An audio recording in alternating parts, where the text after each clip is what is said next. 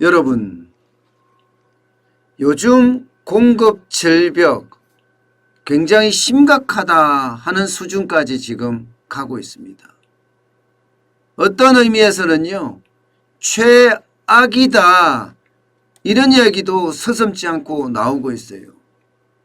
그만큼 공급에 대한 절벽은 굉장히 심각해진다 이런 얘기입니다. 사실 냉장고 하나 주문해 놓고도요, 8개월씩 9개월씩 기다려야 되는 그런 사태도 속속 나오고 있다고 하거든요.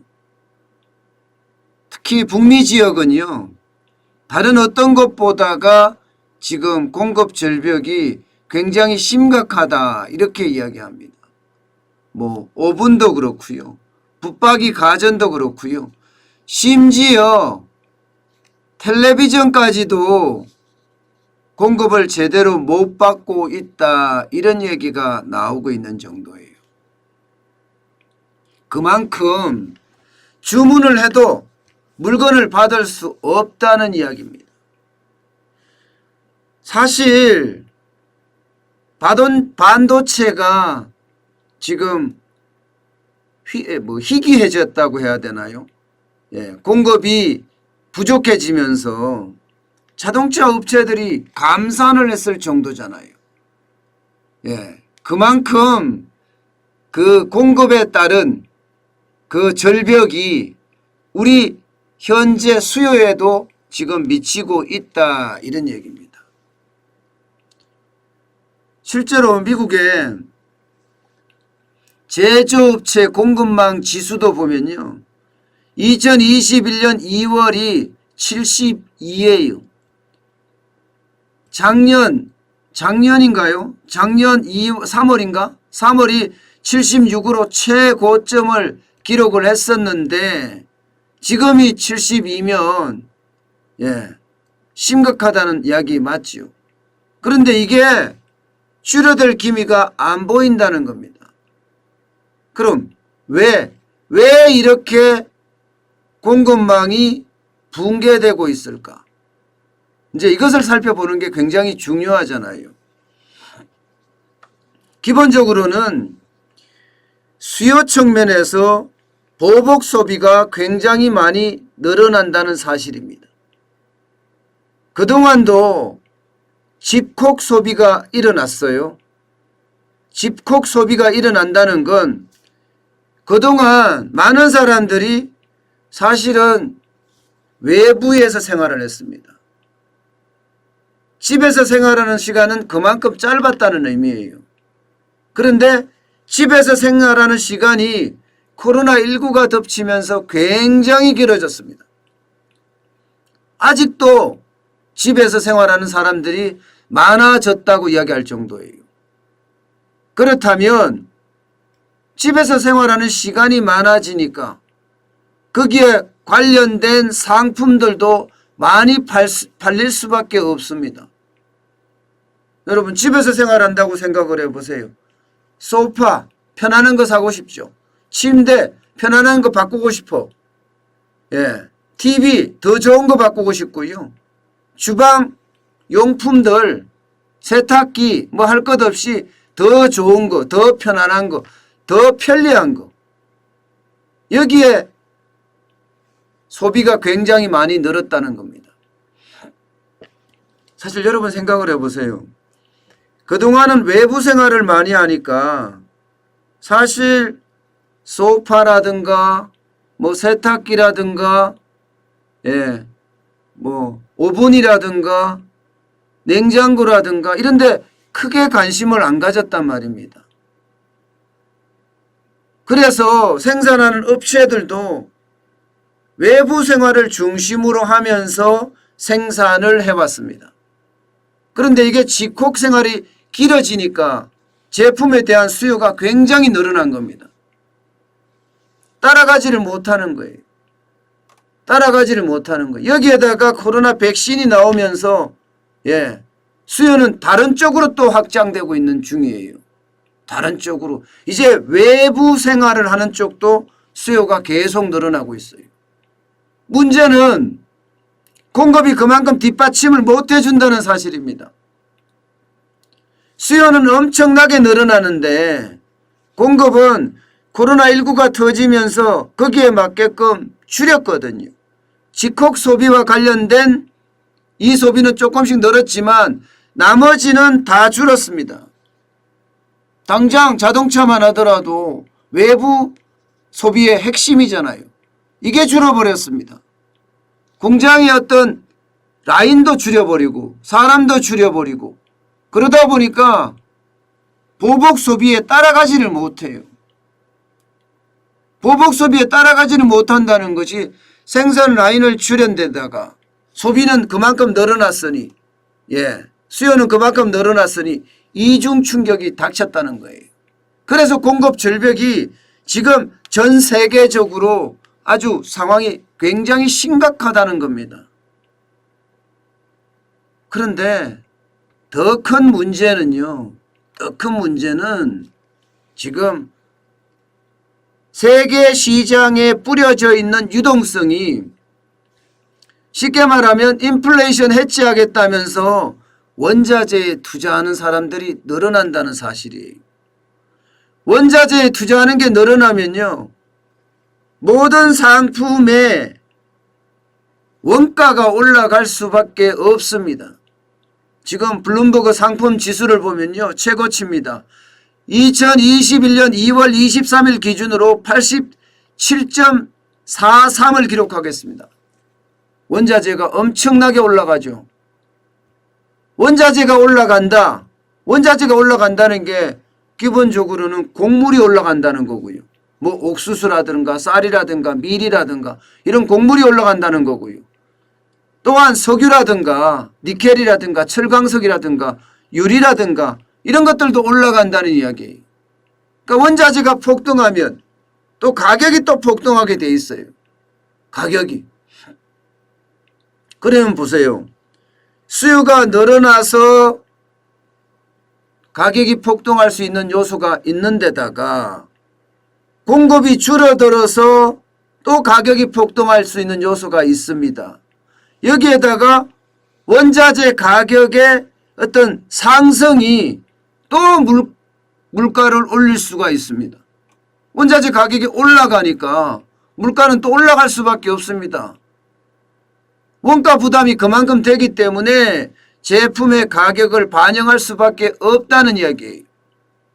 그러면 수요발 가격 폭등, 공급발 가격 폭등, 여기에 원자재 가격발 가격 폭등, 이 벌써 세 가지가 겹친 거예요.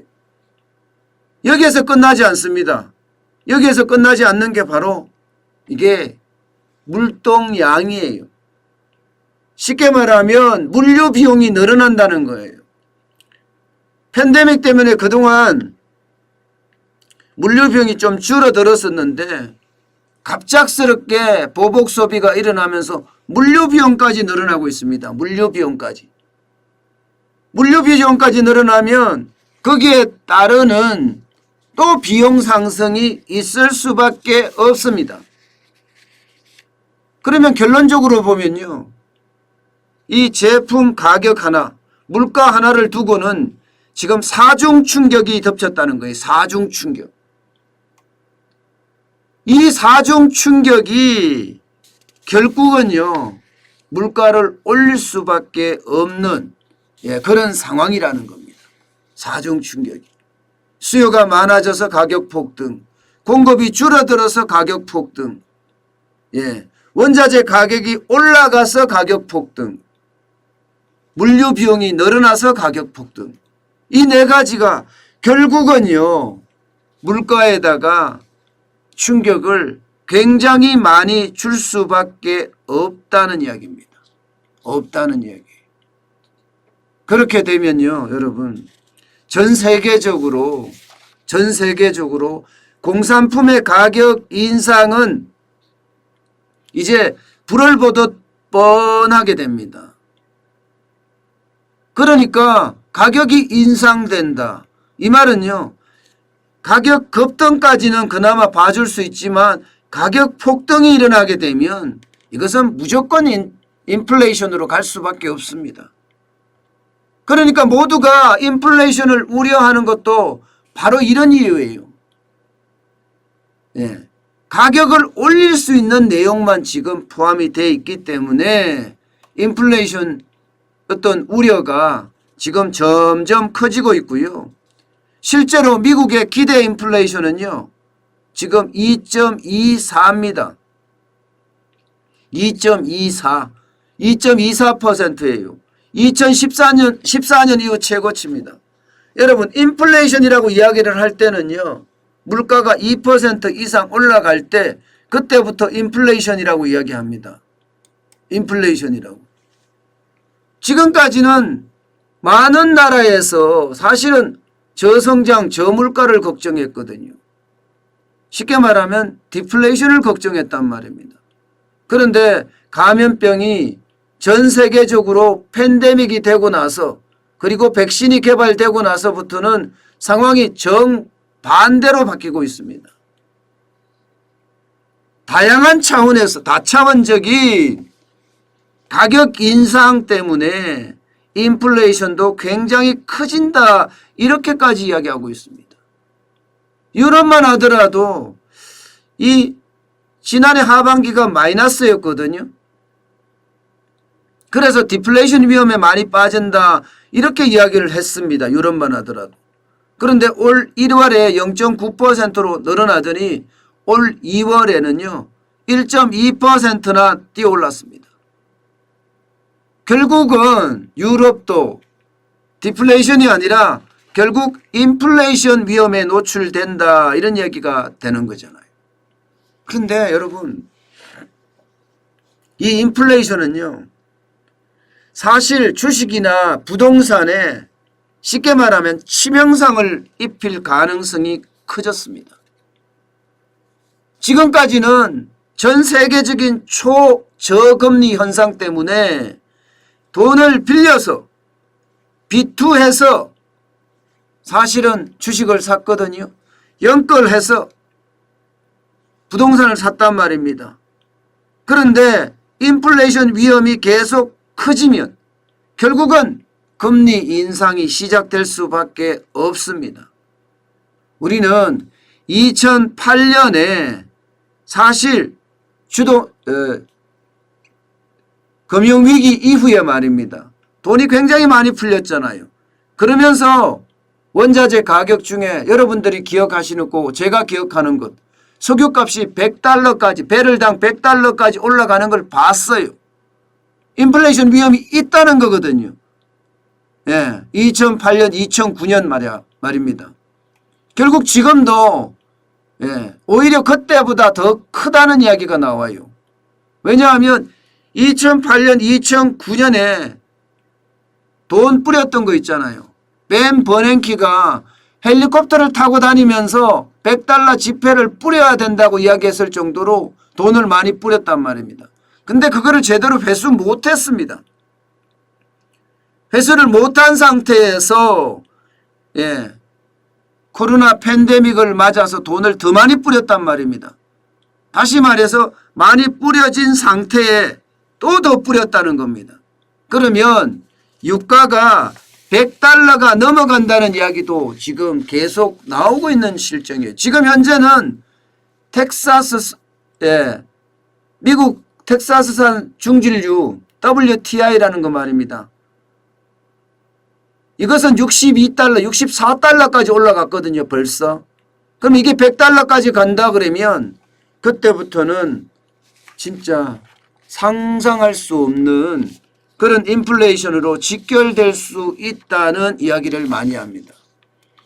인플레이션이 다행히 뭐 2%, 3% 수준에 머문다 그러면 그나마 뭐 경제 회복으로 봐줄 수 있어, 이렇게 되지만 3%도 사실은 많은 거예요. 2%가 기준치거든요.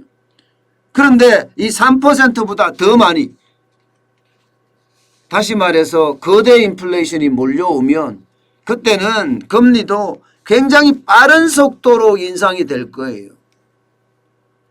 금리가 빠른 속도로 인상이 된다고 하면요, 부동산 진짜 어려워집니다. 주식 장난 아닙니다.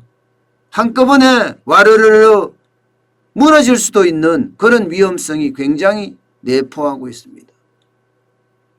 여러분, 가격 폭등은요, 사실 경제의 순기능적인 측면도 있지만 역기능적인 측면도 있습니다. 적당한 수준 2% 이내에 오른다면 경기 회복의 신호탄으로 볼 수 있지만 이게 2%가 아니라 더 많이 오른다고 하면, 그것도 뭐 3% 심지어 4%까지 오른다고 하면 그것은요 여러분, 경기 회복보다는 스태그플레이션이 될 가능성이 굉장히 큽니다. 저성장인 가운데 고물가를 유지하는, 그럼 경제에는 굉장히 안 좋거든요.